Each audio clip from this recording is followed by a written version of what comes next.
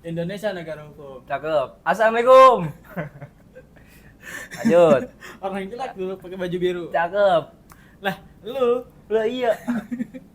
Halo guys, di Halo. sini kita pengen buat tugas video, tugas UAS. Tugas UAS komunikasi antar pribadi. Yang dosen pengampunya itu Bu Ratnasari. Perkenalkan nama saya Al Ramadhani. Bukan gitu. Oh, iya. Sebelumnya kita kenalan dulu gitu. Nah, lanjut. Oh, iya. Lanjut. Sebelumnya kita perkenalan dulu nih ya. Nama gua Al Ramadhani dengan NIM 20240501050. Dan gua Muhammad bin Basyari dengan NIM 2024 0501093. Di sini kita pengen menjelaskan teori-teori komunikasi antar pribadi. Mulai dari teori komunikasi yang efektif dan teori penetrasi sosial.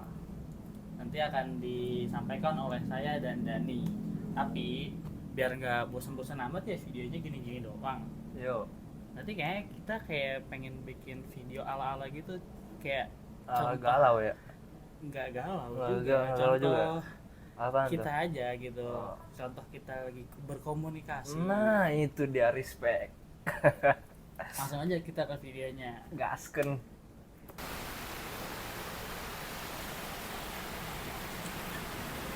Hujan lagi. Nah, main lu sendiri hujan.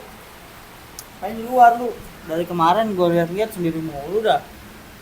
Biasa, Bay. Lagi nongkrong diem, lagi main diem. Kenapa lu kepikiran, banyak pikiran apa pinjol?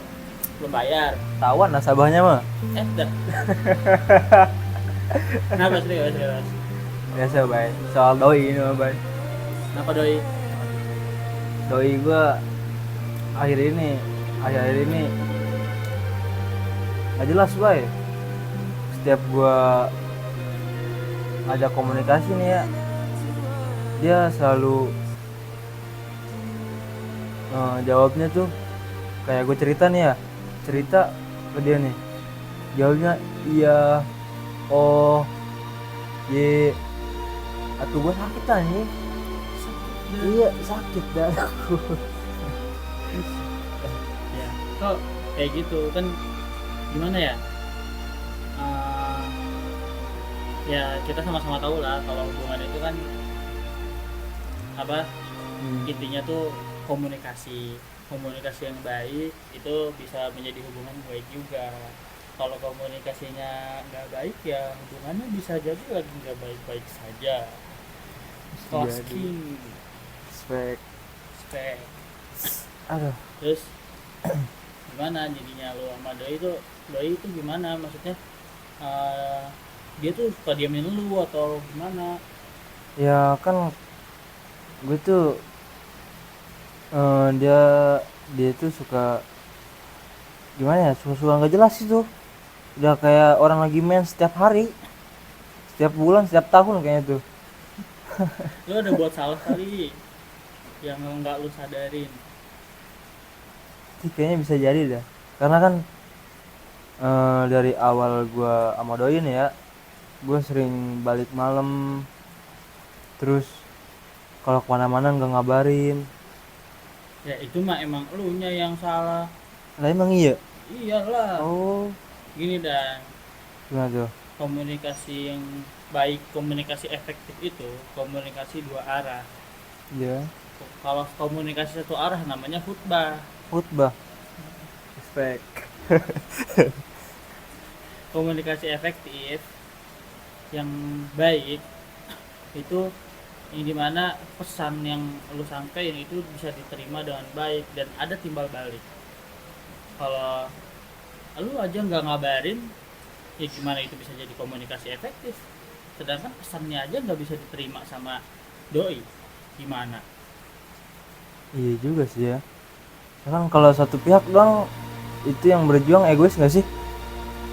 Iya, bisa jadi lu atau doi yang egois. Di satu sisi lu ngemis minta perhatiannya, sementara dia sibuk dengan dunianya sendiri Kelas tanpa mementingkan perasaan pasangannya. Jadi sama aja gue ngobrol sama tembok gitu, sama pagar nih.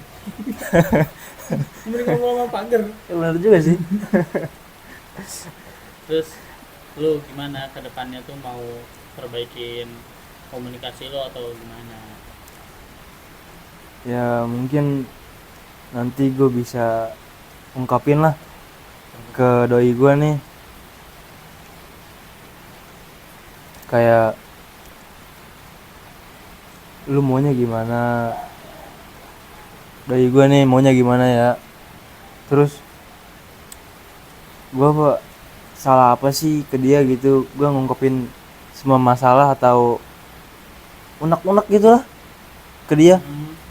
Deep talk gitu ya. Bener, deep Tapi talk. lu juga harus nanya ke dia, kan bisa jadi ini karena komunikasi lo nggak baik, nggak efektif dari keduanya, apalagi yang sekarang lo rasa itu dari doi kan, Iya betul. komunikasinya nggak baik karena dia yang lo rasa. Tapi kan kita nggak tahu, makanya nanti coba lo tanya dia tuh kenapa, gimana perasaannya, lagi kenapa, atau siapa tahu dia lagi haid jadi sensitif, terus lu nggak ngabarin apa apa, dia tiba-tiba pengen ngediemin lu sama gitu kan. Kan bisa kayak gitu, jadi lu ngomongin baik-baik, lu tanya dia tuh kenapa, biar hubungan lu tuh makin baik, hubungan lu tuh biar mempererat hubungan lu gitu loh, komunikasi yang baik. Soalnya komunikasi baik itu bisa menjadi apa ya, bisa menjadi hubungan lu tuh jadi lebih baik lah, jadi terus baik, nggak bakal gimana gimana. Karena intinya tuh di komunikasi, kalau komunikasi lu nggak bener ya merembet kemana-mana gitu. Oke oke, gitu solusinya ya. Iya, lu dari lu sendiri sih. Oke, ntar gue coba dah di rumah nih habis balik lah.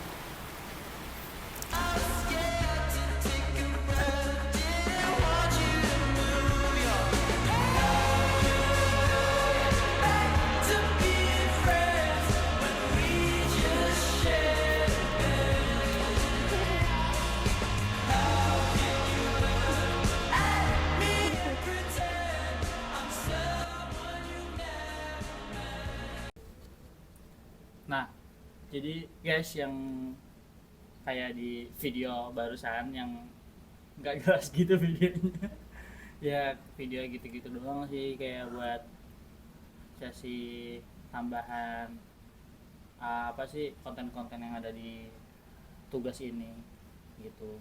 Ya emang kurang jelas, wajar lah, manusia bukan nabi boy. Respect. Ya lanjut aja ke di sini, saya mau ngejelasin uh, sedikit dari video tadi, yang dimana kalian pernah nggak sih guys ngalamin kayak salah paham atau apa-apa yang ujung-ujungnya jadi konflik. Itu kan berarti awal mulanya dari yang komunikasinya tuh kurang baik gitu, berarti komunikasi kita tuh lagi nggak efektif guys. Nah, apa sih komunikasi efektif itu?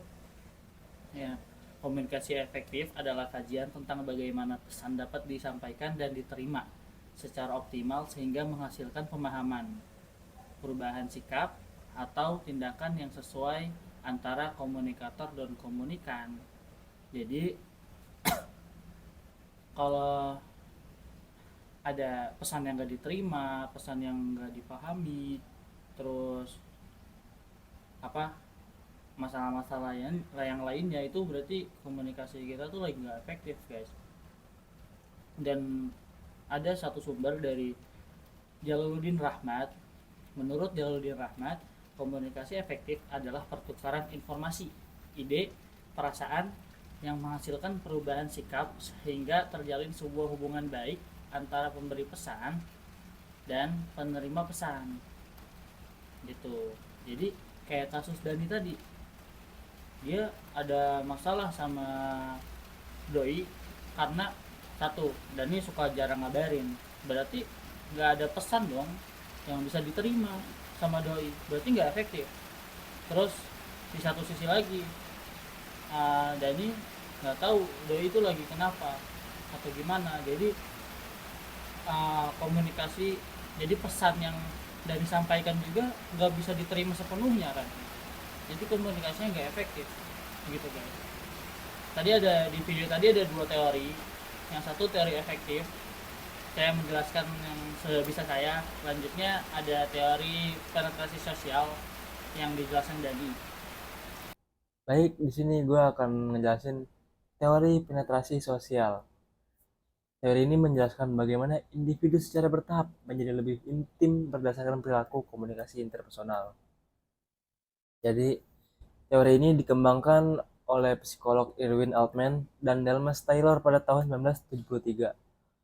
Eksplorasi bagaimana individu memperdalam hubungan interpersonal mereka melalui pengungkapan diri. Contohnya nih ya,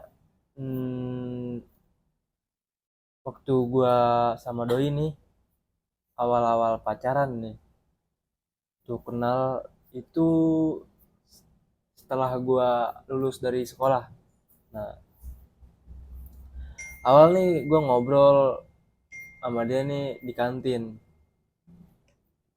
ngobrol soal makanan favorit, tempat nonton film yang bagus di mana. Nah, ternyata dia juga suka gitu ya, suka nonton film. Kesini-sini setelah beberapa waktu gue ini cerita tentang ketakutannya gue terhadap masa depan gue ini, gimana setelah gue lulus sekolah, gimana gue nanti mau jadi apa. Nah, di situ gue takut waktu itu. Jadi bertahap gitu bang ya, Iya, betul. dari yang biasa terus sampai luar biasa. Nice. Sampai dalam terus ulik. Terus nih, setelah gue ngungkapin itu tuh ya, ternyata doi gue nih berbagi juga nih soal trauma masa kecilnya. Katanya dia tuh trauma karena takut sama kucing. Sama kucing nih, itu takut sama kucing. Nah, akhirnya gua jadi lebih dekat, saling saling membuka sisi yang paling intim sampai sekarang. Alhamdulillah. Aslinya emang nggak ada.